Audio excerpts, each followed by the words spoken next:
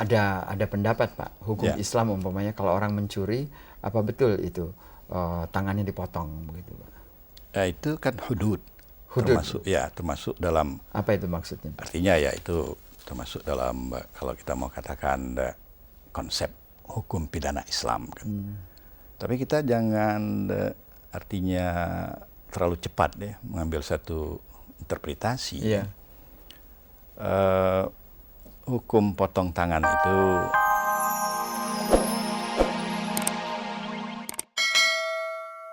kalau akan dikatakan demikian artinya untuk bisa nanti menstimulir Ya, memberikan suatu rangsangan. betul, memberikan satu rangsangan pada para mahasiswa supaya bisa memahami benar apa Islam itu sesungguhnya Ya. dan bagaimana hukum Islam itu. Karena tidak jarang terjadi misinterpretation terhadap Islam dan hukum Islam. Misalnya saja baru-baru ini ada pendapat yang mengatakan bahwa Islam itu bisa menjadi ancaman bagi perdamaian dunia di masa depan kan? Oh, itu kalau tidak salah seorang pakar di Amerika ya? Betul. Ya, Dari Harvard University. dari Harvard University. Ya. Nah, sebenarnya Kalau menurut Bapak mengapa sampai dia mempunyai suatu pendapat bahwa Islam itu merupakan ancaman? saya kira satu di antaranya misinterpretation yang disebabkan ya terlalu a priori ya memandang Islam itu seperti itu. Atau mungkin juga yang dilihat itu adalah kejadian-kejadian yang sebenarnya tidak bisa digeneralisir demikian. Jadi kalau misalnya ada, barangkali lebih tepat disebut oknum ya, Ya. orang yang mengatakan mengatasnamakan Islam lalu bertindak atau melakukan kekerasan, itu belum tentu tindakannya itu didasarkan kepada ajaran Islam yang sesungguhnya. Karena kalau kita memahami Islam itu apa, hakikatnya apa, barangkali perlu kita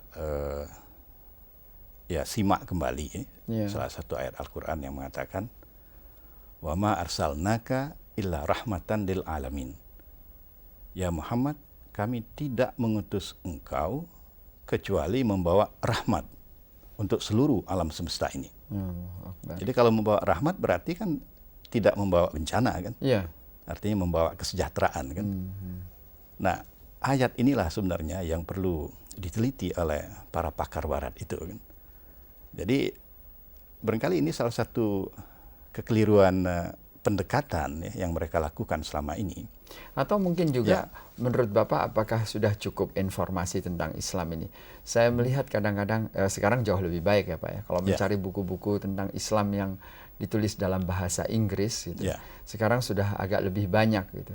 Mungkin pakar yang tadi mengemukakan bahwa Islam ini merupakan sebuah ancaman tidak hanya karena a priori atau dia menggeneralisir suatu sikap, tetapi juga kurang pengetahuannya tentang Islam.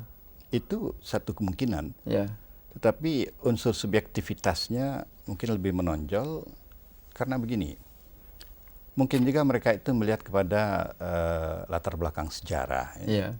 Artinya kita tahu dulu pernah terjadi serangkaian perang salib antara umat Islam dengan kelompok non-Muslim pada waktu itu. Nah ini kelihatannya timbul semacam suatu trauma atau Islamfobia yang sebenarnya tidak perlu terjadi. Karena semangat perdamaian itu sendiri jauh, artinya sebelum kita mengenal adanya perserikatan bangsa-bangsa 1400 tahun yang lalu pada masa Rasulullah SAW, beliau itu selalu menyebarkan Islam berdasarkan prinsip perdamaian. Nah ini dapat kita baca misalnya banyak surat-surat Nabi Muhammad SAW kepada para kepala negara pada waktu itu. Beliau menawarkan Islam dengan cara damai. Jadi boleh dikatakan tidak pernah Nabi Muhammad SAW itu menyebarkan Islam dengan cara paksa atau melalui perang kan. Kalaupun misalnya terjadi perang pada waktu itu antara negara Madinah dengan kelompok Mekah, itu karena negara Madinah itu diserang oleh serdadu Mekah itu. Yeah. Jadi di sini ya umat Islam berkewajiban untuk mempertahankan diri mereka. Tetapi umat Islam tidak pernah mempunyai inisiatif menyerang dahulu ya? Ya, itu dilarang dalam Al-Quran. Oh. Jadi perintah untuk mempertahankan diri itu kalau memang artinya umat Islam diserang terancam oleh pihak lawan, terancam oleh pihak lawan. Yeah. Nah, pada saat itu kita berkewajiban untuk mempertahankan ya eksistensi umat Islam itu. Tapi sekarang memang tidak sedikit ya Pak ya, yang mempunyai suatu gambaran kesan bahwa Islam itu seolah-olah ibarat pedang gitu yang berkobar terus dengan semangat perangnya terus-menerus. Ya. Sebenarnya ini tidak terlalu tepat ya. Tidak terlalu tepat, tidak tepat. Ya. Tidak tepat. Kita lihat saja misalnya keadaan di Bosnia, Herzegovina menghadapi Serbia sekarang ini. Ya mereka kan sudah mau damai. Tapi ya yang bandel kan Serbianya. Kan? Nah, karena itu ya baru-baru ini kita baca di surat kabar kalau tidak salah Kompas tadi pagi mengatakan pihak NATO sudah melakukan pemboman terhadap Serbia. Jadi sebenarnya dilihat dari sudut umat Islam sendiri, kita itu selalu mau damai kan. Tapi ya jangan nanti kondisi dan situasi kita yang seperti itu disalahgunakan. Ya. Gitu. Nah, Bapak tadi sudah memberikan doktrin-doktrin tauhid, lalu doktrin masalah hablum minallah dan hablum minan-nas ya Pak ya. Lalu doktrin amar ma'ruf nahi mungkar, apakah bisa Bapak agak sedikit kembangkan yang nomor 3 ini? Ya, yang nanti dihubungkan dengan tentunya hukum-hukum Islam. Ya, amar ma'ruf nahi mungkar itu kan berkaitan dengan dua aspek nilai-nilai amal atau nilai-nilai perbuatan manusia. Kan. Yang ma'ruf itu tentu yang baik-baik. Kan. Artinya katakanlah kalau dari sudut ubudiyah ya kita tentu wajib ya memelihara semua perintah-perintah Allah, mulai dari melakukan salat 5 waktu misalnya, lalu puasa Ramadan yang baru saja kita laksanakan, zakat, kemudian menunaikan ibadah haji bagi mereka yang mampu melakukannya, dan semua amal-amal saleh lainnya. Karena perbuatan baik saja di dalam ajaran Islam itu belum cukup. Itu harus dilandasi dengan keimanan. Ya. Jadi kalau dia sudah mukmin, sudah beriman, kemudian beramal saleh, nah amal salehnya itu insya Allah akan diterima Allah. Kan? Sebaliknya kalau dia belum beriman tapi hanya amal baik saja, ya dengan amal itu saja, itu artinya penilaian Allah tidak seperti kalau dia itu sudah beriman. Kan? Yeah.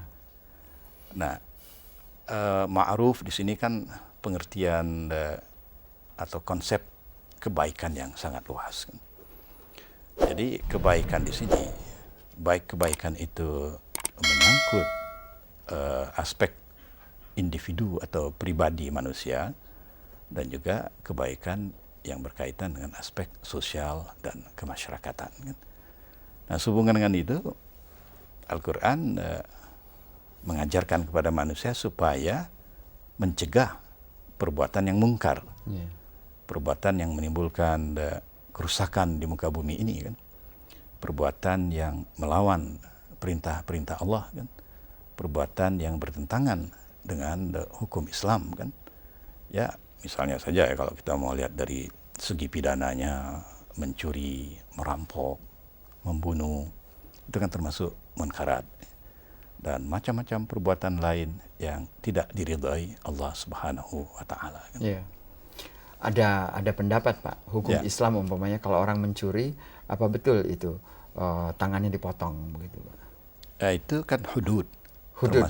Termasuk dalam, apa itu maksudnya Pak? Artinya ya itu termasuk dalam, kalau kita mau katakan konsep hukum pidana Islam kan. Tapi kita jangan artinya terlalu cepat ya mengambil satu interpretasi. Iya. Hukum potong tangan itu kalau kita perhatikan di dalam sejarah Islam,